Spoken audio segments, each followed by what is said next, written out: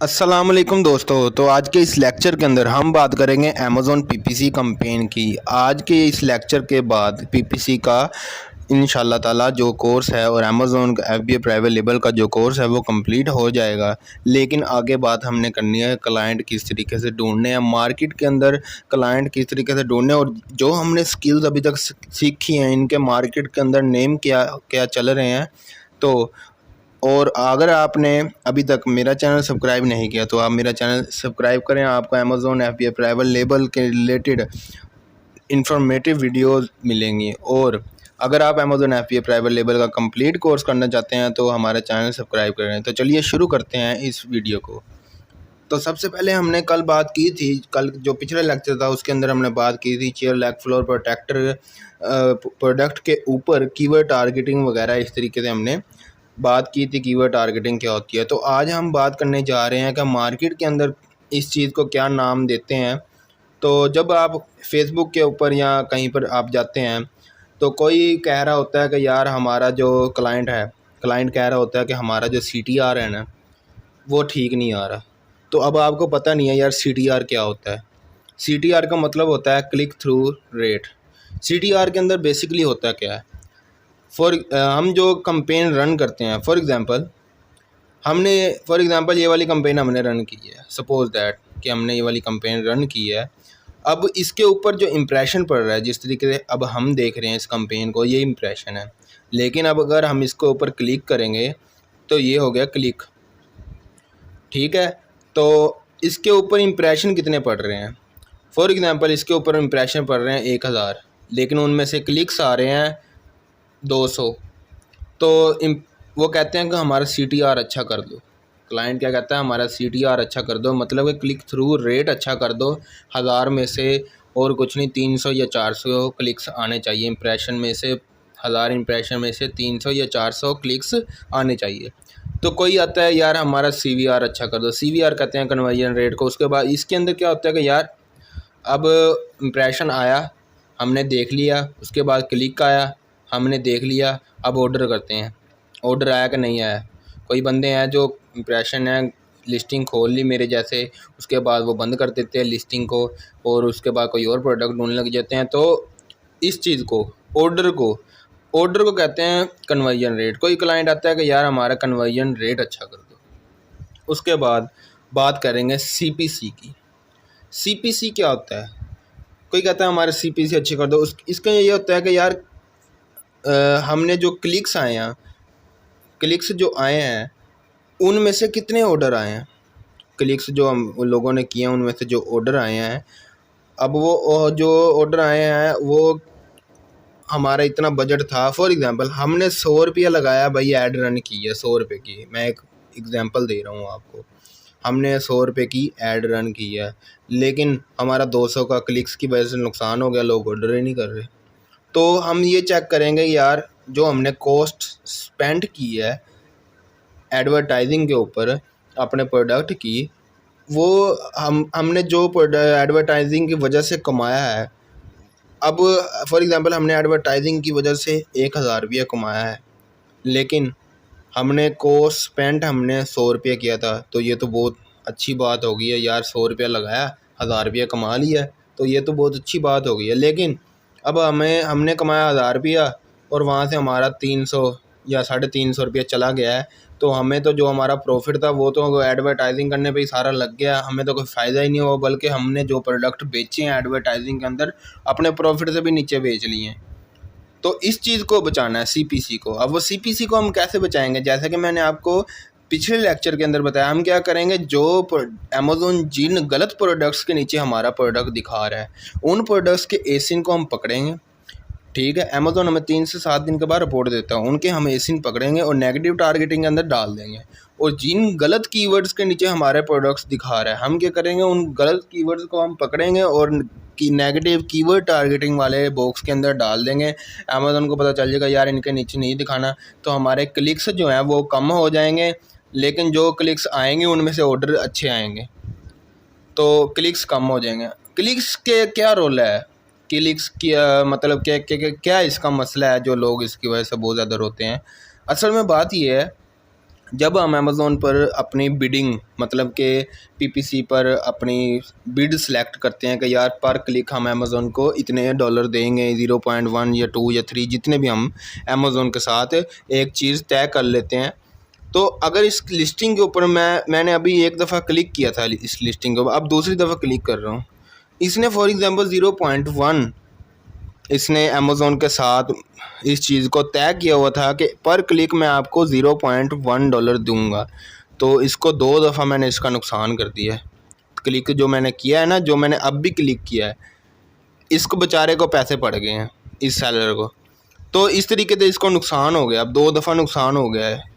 तो ये मैंने सिर्फ आपको समझाने के लिए किया है, लेकिन मैं इसका नुकसान करना नहीं चाहता था, लेकिन उसके बगैर आपको समझ नहीं आनी थी। तो इस तरीके से हमने क्लिक्स को उन जगह पर क्लिक्स आने चाहिए हमें जहाँ पर हमें ऑर्डर भी आते हैं। गलत जगह से हमें क्लिक्स आई जा रहे हैं लेकिन ऑर्डर नहीं आ रहे, तो हमें बहुत ज़्यादा नुकसान होगा, हमारा प्रॉफिट भी खाया जाएगा। तो कोई कहे यार क्लाइंट के हमारा सीपीसी अच्छा कर दो, तो आप कहोगे भाई ठीक है, जब आप उसकी एडवर्टाइजिंग लोगे तो आपने सबसे पहले यही काम करना है, उसके नेगेटिव जो टारगेटिंग है उसके ऊपर आपने फोकस करना है कि यार इस अमेज़ोन किन किन प्रोडक्ट्स और किन किन कीवर्ड्स के नीचे इसके प्रोडक्ट्स दिखाई जा रहा है। हमने ये 2 चीज़ें माइंड, एक प्रोडक्ट एक कीवर्ड। जो प्रोडक्ट टारगेटिंग होती है उसको हम एसिन टारगेटिंग कहते हैं, क्योंकि हर प्रोडक्ट का एक आइडेंटिफायर होता है, आपको मैंने बताया था, आइडेंटिफायर ही एसिन को कहते हैं। उसके बाद कीवर्ड जो होता है वो आपको पता ही है, मेन कीवर्ड जो भी कीवर्ड हो, उस गलत कीवर्ड, अब हमारा product chair leg floor protector है लेकिन वो बेड वाले प्रोडक्ट से नीचे हमारा प्रोडक्ट दिखाता रहेगा, तो हम क्या करेंगे, बेड वाले जो कीवर्ड है उसको हम नेगेटिव टारगेटिंग के अंदर डाल देंगे, उसके नीचे अब नहीं दिखाएगा अमेज़ोन, हमें नुकसान होने से बच जाएंगे। तो वो रिपोर्ट के अंदर हमें पता चल जाता है जो हमें अमेज़ोन देता है 3 या 7 दिन के बाद। उसके बाद एकोस, लोग कहते हैं कि यार हमारा जो एकोस है ना वो हमारा अच्छा हो जाए। फॉर एग्ज़ाम्पल एकोस कहते किसे हैं, एडवर्टाइजिंग कॉस्ट ऑफ सेल। अब इतना तो आपको समझ लग गया होगा इस लाइन से ही कि यार एडवर्टाइजिंग से जो हम सेल्स लेते हैं उसको ही हम कहते हैं अकोस। तो क्लाइंट कहेगा यार हमारी मेरी जो अकोस है ना वो अच्छी कर दो। अब उसने क्या किया है कि यार उसने सेल्स ऑफ पीपीसी, उसने पीपीसी के सेल्स देखी। फॉर एग्जांपल उसने पीपीसी के जो उसने एडवर्टाइजिंग के ऊपर ख़र्चा किया था या एडवर्टाइजिंग जो वो कर रहा था उसमें से उसको 10 प्रोडक्ट्स के ऑर्डर आए हैं एडवर्टाइजिंग। मैं एक सपोज है फॉर एग्जांपल दे रहा हूँ, लेकिन उसने 20 प्रोडक्ट का तो खर्चा किया था एडवर्टाइजिंग के ऊपर, लेकिन उसको ऑर्डर कितने आए, सिर्फ 10 प्रोडक्ट्स जितने। अब उसको कितना बड़ा नुकसान हुआ, उसका प्रोडक्ट पता नहीं कितना कितना उसको नुकसान हो गया। तो कुछ ऐसे बंदे होते हैं जो लगाते 100 रुपये हैं तो उनको मिलता 1000 रुपया है, तो वो ज़्यादा अच्छा कमा रहे हैं, वो ज़्यादा अच्छा अकोस को हैंडल कर रहे हैं। तो अकोस को किस तरीके से हैंडल करेंगे, तो ये भी वही बात आ गई है, आपने अच्छे कीवर्ड ढूंढने हैं जिनके नीचे ऑर्डर आते हैं, उनको आपने क्या करना है, उनको आपने एग्जैक्ट के अंदर डाल देना है। एग्जैक्ट के अंदर आपने उनको डाल देना है। जैसे ही आप उनको एग्जैक्ट के अंदर डाल दोगे तो उसके नीचे अमेज़न को पता चल जाएगा यार इसके नीचे तो हमने दिखाना ही दिखाना है। लेकिन कोई ऐसा कीवर्ड है जो बिल्कुल ही गलत रिजल्ट दिखा रहा है, तो उसको आपने क्या करना है, उसको आपने नेगेटिव कीवर्ड टारगेटिंग के अंदर डाल देना है। तो अमेज़न को पता चल जाएगा यार इसके नीचे हमने बिल्कुल भी नहीं दिखाना। तो इस तरीके से आपकी अकोस अच्छी होगी। तो फिर उसके बाद आ जाती है ROAS, ROAS। ये होता है कि यार जितना स्पेंड किया ना, बात वही वाली है, जितना हमने स्पेंड किया है उसमें से कितनी हमें पीपीसी की सेल्स आ रही हैं।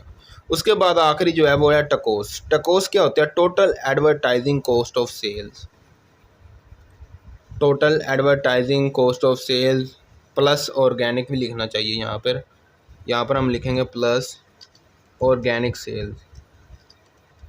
अब ये देखें, हमने जो प्रोडक्ट हमने अमेज़ोन पे लिस्ट किया था जब, अब उस ये मतलब थोड़ी है कि हमने खुद ही पीपीसी रन करते जाना और हम कमाते रहेंगे इन चीज़ों से।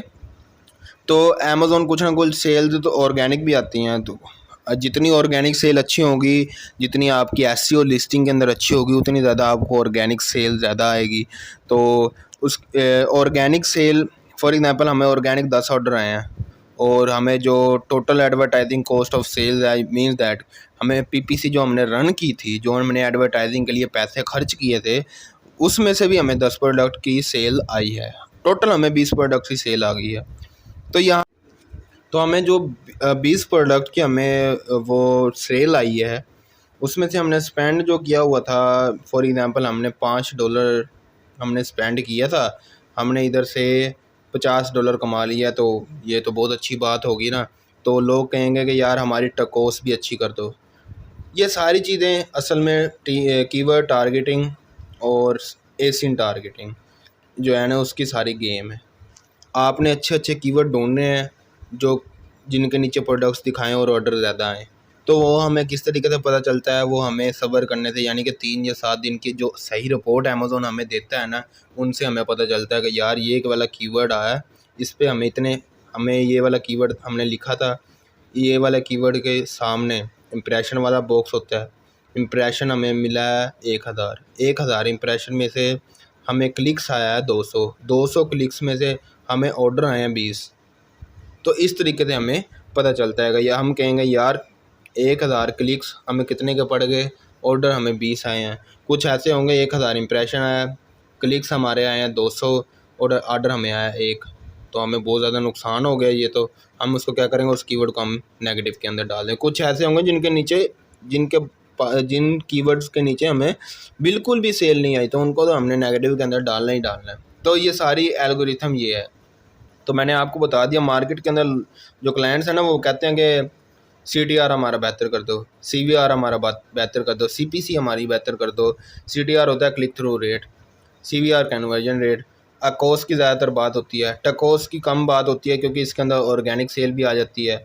तो अकोस की ज़्यादातर बात होती है कि यार जो हमारी PPC सेल है ना, वो हमारी जो है ना वो कम आ रही हैं, जो हम ऐड के ऊपर स्पेंड कर रहे हैं वो ज़्यादा कर रहे हैं। तो इस चीज़ के ऊपर बात होती है। तो उसके बाद हम बात करेंगे, कल हमने बात की थी सिर्फ वो PPC वाला टैब वगैरह ओपन करने की, उनकी टारगेटिंग की, कीवर्ड टारगेटिंग की, एसिन टारगेटिंग की। आज हम बात करेंगे कि set your campaign budget and duration. अब बात यह है कि सबसे पहले आपने अपनी कंपनी कैंपेन नेम लिख देना है।